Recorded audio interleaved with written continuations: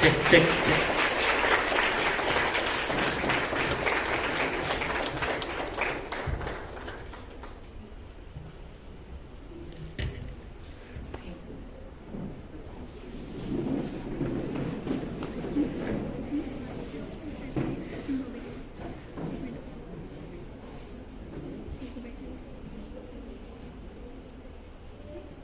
A very warm good morning to one and all present here.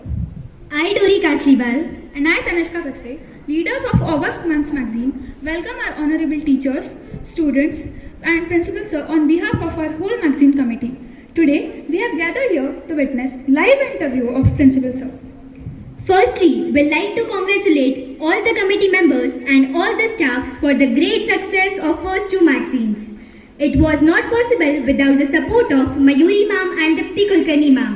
They supported us at every step. Now, this time, the magazine will be more informative and innovative. We expect the same response from you all. So, you are a book of quotations which makes us good citizens. You are a guideline for lifetime. And yes, you are a magician. Magician of teaching, magician for moral values, and magician of ethics. Now, it's time for the most awaited moment, that is Principal Sir's interview. So, are you guys excited? Yes! How's the Josh? How's the Josh? So, let's welcome Sir. Sir, please grace your seat.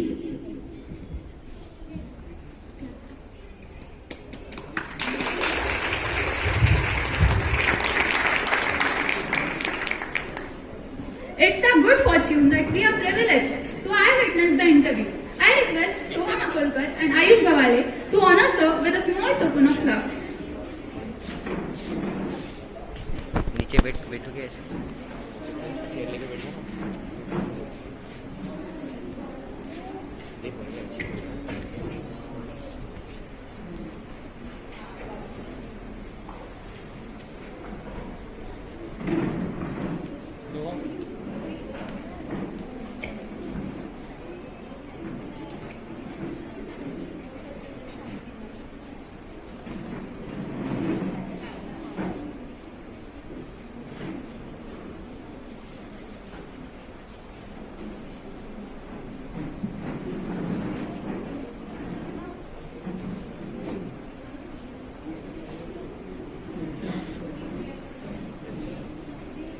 एक दो chair लेके एक minute पर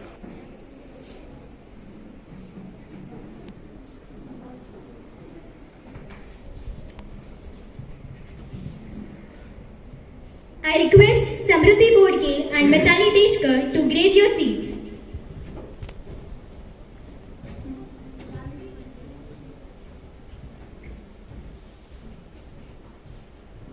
Now, without any further delay, let's start the interview.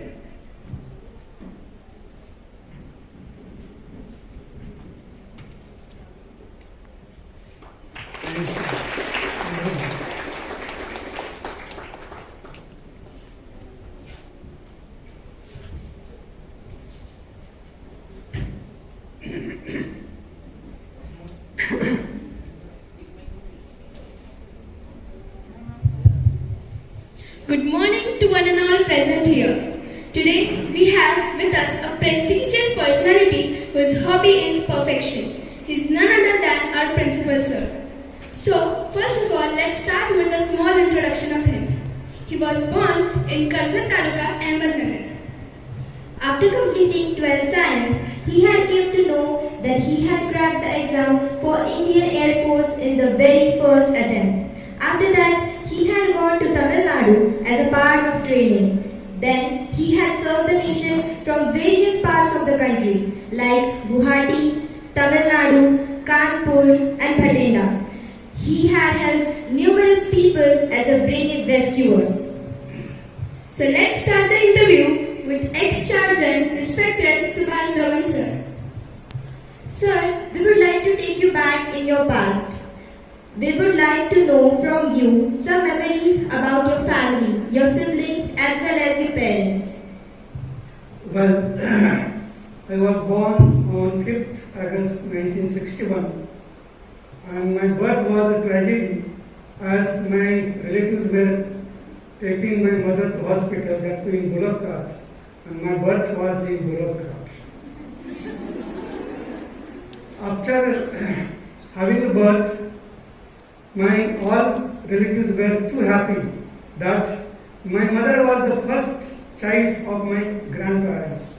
So they were so happy by having the birth of son. I have one brother and I lost my mother in 1967.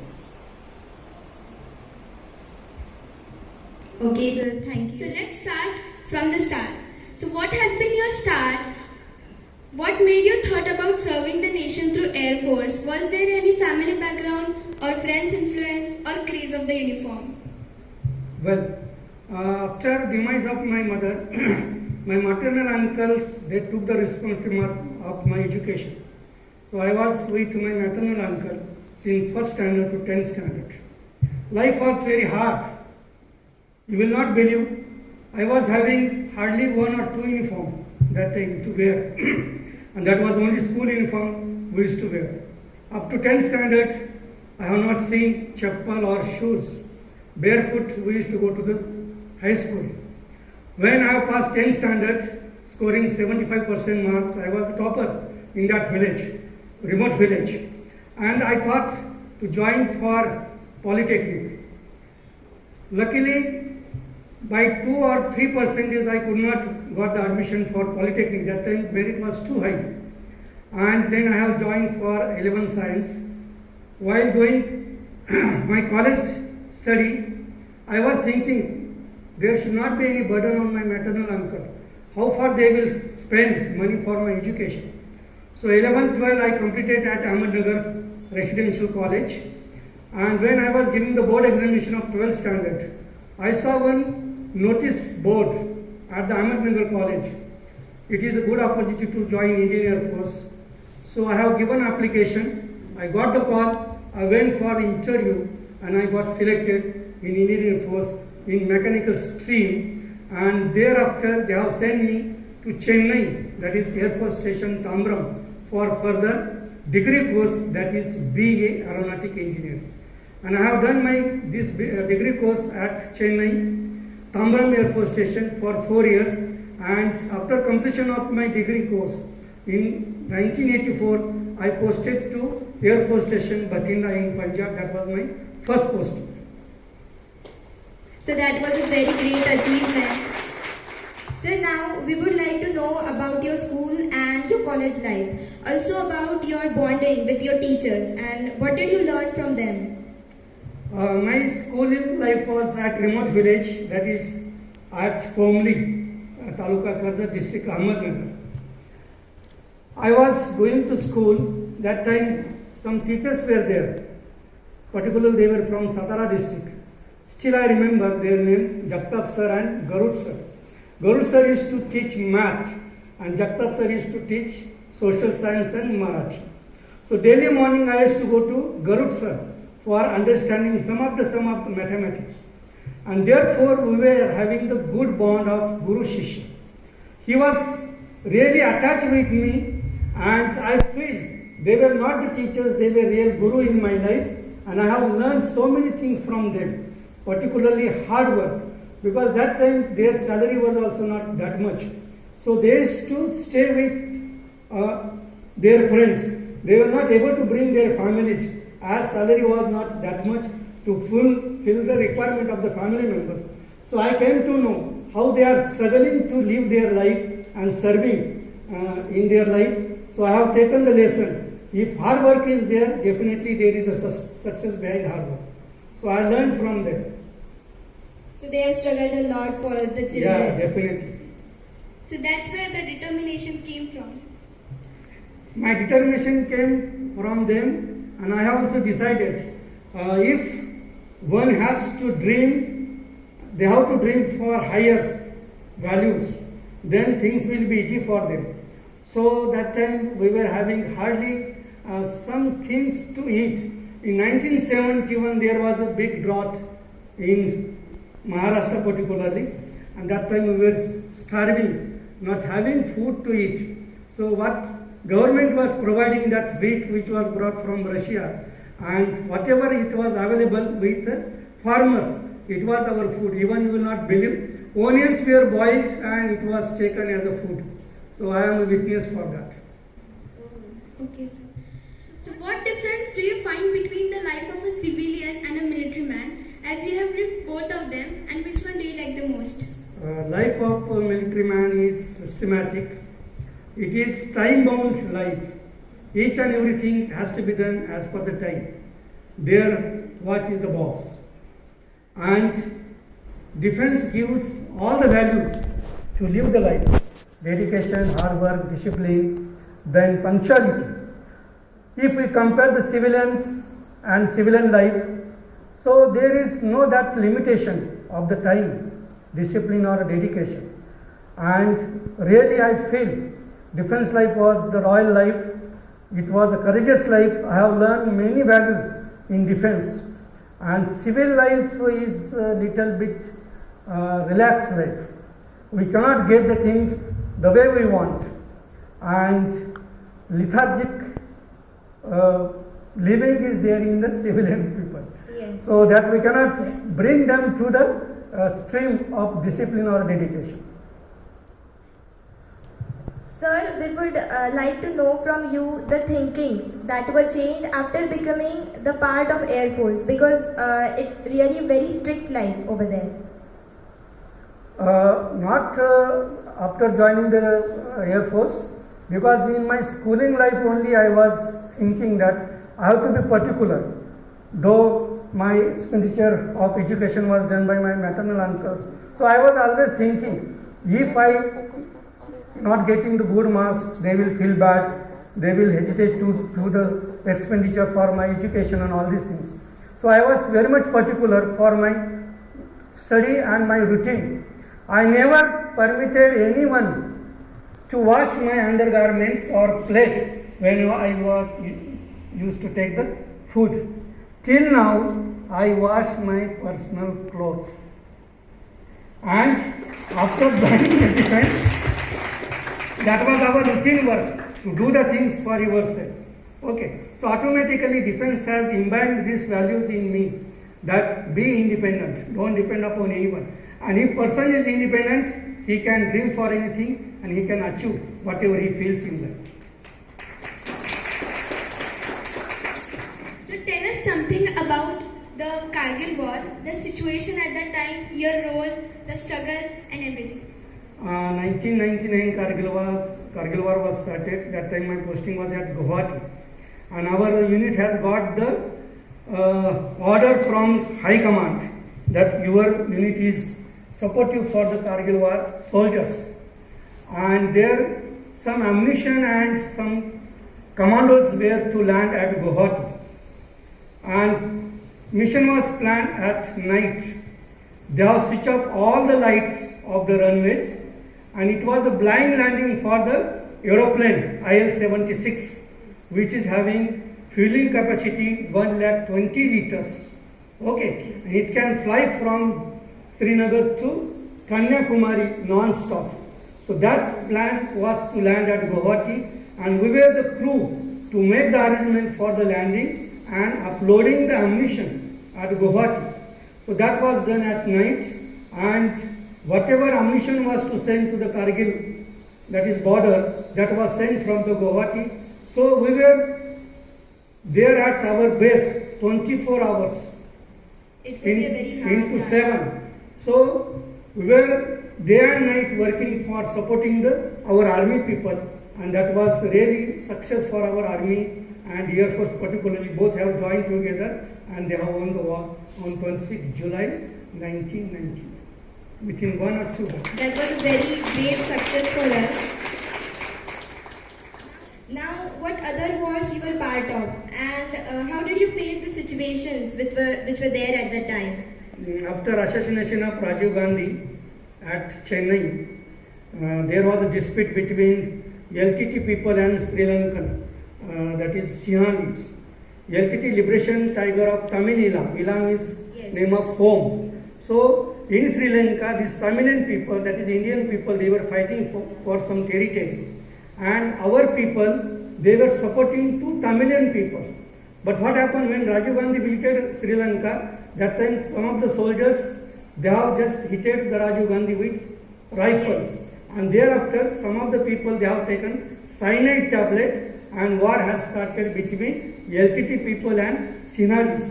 Then our people, IPKF, Indian Peacekeeping Force, went to support the Tamilian people. So that time we were in Sri Lanka, Jaffna, Trincomalee, Bagunia. That time at night, all of a sudden firing was started from the Sinhalese people, LTT people, and we were living in the trench. So night 12:30 we came out of the trench, out of the tent, and we just lie down on the trench. And we were just observing, bullets were just dropping by the side of our trench. Okay. So that was a real escape from the war. That experience I never forget. The time was so tough that time. Time was so tough because life was not secure there, and 24 hours we were in overall. So uniform was not permitted to wear there, and on the runway tarmac we used to have our food and all these things. So many people, those who were died, our soldiers in the war, they were brought from the forest or jungle in the helicopter. Then bodies were loaded in M32 helicopter, and they were brought at the Chennai military hospitals. So by seeing that all scenarios, we were not able to consume our food. That was the scenario. So that was the experience in war. As we are told earlier, you had worked in various parts of the country. So how were your experiences in those places? I have worked at different places, South India, then Rajasthan, Punjab, eastern sectors. Particularly people of South India, they are very much cooperative. Their culture is very nice, and they have a defined role of living the life. When we were traveling in the buses, that I have observed, all left seats were occupied by the women, and right side seats are occupied by the gents. If at all any seat is vacant at left side, gents cannot go and sit there. So that discipline is maintained in South India, particularly Tamil Nadu. People are very cooperative, soft nature, and really they follow the discipline. Early in the morning, 4 to 4:30, all the shops are open. I was surprised to see, what these people are following the timing. So that way. And whenever we used to go to the temple, so pujas and all these things, really they find the Hindu culture, South India. So I like the Tamil Nadu particularly, the best state what I have seen. So this is a public question, that how can we serve the nation, or how can we be a part of the nation being a civilian beside paying taxes? see, now it is not possible for the civilian to go to border and fight the war or serve the nation. Yes. Basically, whatever issues are there with our nation, as far as community feeling are there, or some of the people they are just suffering, or the widows of the you can say soldiers, isn't it? They are facing some problems, or somebody is in the hospitals, they are suffering, somebody is not having proper education. So if these things are done by the civilians, that is really the help for the nation. It is not necessary to go to border and fight the war. Yes. So whatever problems are there with families of the soldiers or even common people, so we can serve for that, and that is really that is our service to the nation. So we have to help the people around us, and Those who are needy, okay, they should be helped. Okay, somebody is not having the money to go for the education, but they have a talent and all these things. So such type of students should be helped. So this is one way help to the nation. Yes, we'll surely do it. So, what advice would you give to the generation coming in terms of serving the nation, as there have been more opportunities and packages out of India, like IT sector or other sectors also? Basically now it is a era of competition. At every step, until unless you are not proving yourself, rather you are not proving your mettle, there is no opportunity will be there. So being a competitive life, there are so many faculties nowadays. If you open the net and see which are the faculties for getting better opportunities or getting better job. And even if you go for IT, that is department, or even defense, they have opened new challenges for even girls also. Indian Air Force, Navy, Army. After 12th standard, there is a scope for you people to join armed forces. Even after that, graduation also you can join the armed forces. Even by doing the technical diploma or engineering, you can join as a technical officer in Indian Air Force or in Indian Navy. And these are the best life, secure life, because service is permanent. Up to the age of 60, you can serve in armed forces. All the privileges are given. And if you go to the other department rather than the defense, so there are very good opportunities in IT sector. Even you can go for the own business, that is also there. Even this, you can say, all this transportation sector, it is coming up very nicely. Even you can go for private, that is pilot training centers. That is also good opportunity for you people, and you can earn huge amount monthly. So these are the very best opportunity for you people.